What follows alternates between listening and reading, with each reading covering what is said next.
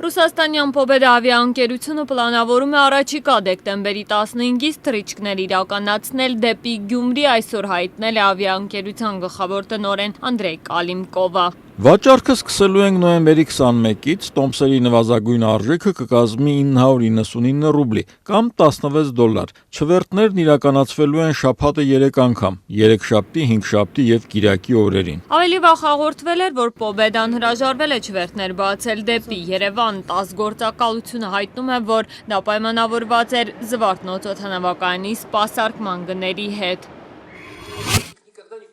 Օդեսայի նախկին նահանգապետ Միխայիլ Սաակաշվիլին հայտարարում է Ուկրաինայում քաղաքական նոր ուժ ստեղծելու մասին։ Я хочу объявить, что мы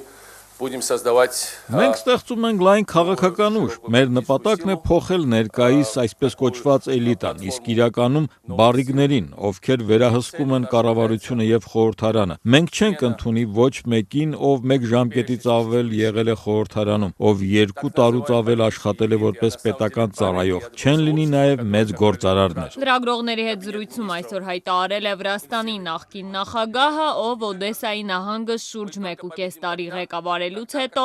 այս շաբաթվա սկզբին հրաժարական տվեց, հայտարարելով, որ այլևս չի ցանկանում աշխատել Ուկրաինայի կաշառակեր իշխանությունների հետ։ Վերջին կաթիլն, ինչպես նշում էր նա, երկրում բուռն քննարկումների տեղիք տված ուկրաինացի պաշտոնյաների եկամուտների մասին էլեկտրոնային հայտարարագրերի հրապարակումն էր, որը բացահայտեց ուկրաինացի պաշտոնյաների ահռելի ունեցվածքը։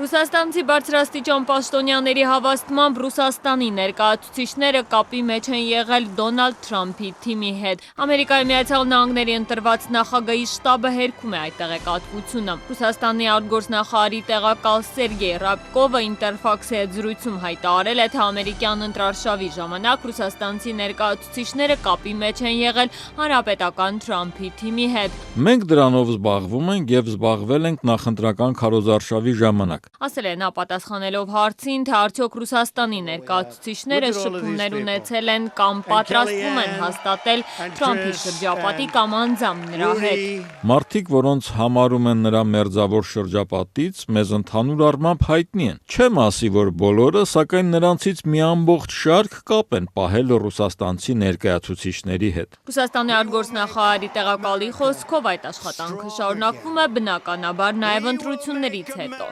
Կրեմլի խոսնակ Դմիտրի Պեսկովը Associated Press-ի հետ զրույցում հաստատել է, որ ռուսաստանցի մասնագետները շփումներ ունեին ինչպես Թրամփի շտաբի ներկայացուցիչների, այնպես էլ նրա մրցակից Հիլարի Քլինտոնի։ Պեսկովը նման հարաբերությունները համարել է միանգամայն բնական, միանգամայն նորմալ։ Թրամփի նախընտրական շտաբի խոսնակ Հոփ Հիքսը մինչդեռ կտրականապես հերքել է Մոսկվայից հնչող այս պնդումները, հայտարարելով, որ քարոզարշավի ընթացքում շփումներ չեն ունեցել որևէ արտասահմանյան կառույցի հետ։